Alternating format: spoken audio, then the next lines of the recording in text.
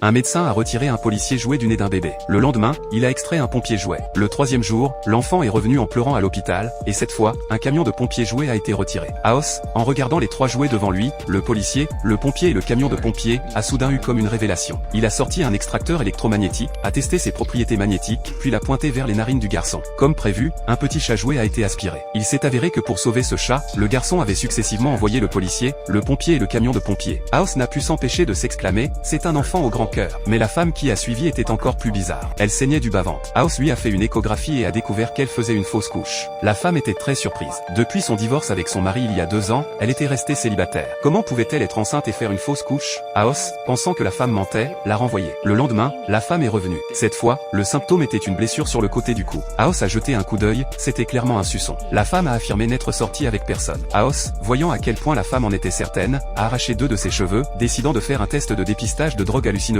pour voir si elle avait fait certaines choses sans en être consciente.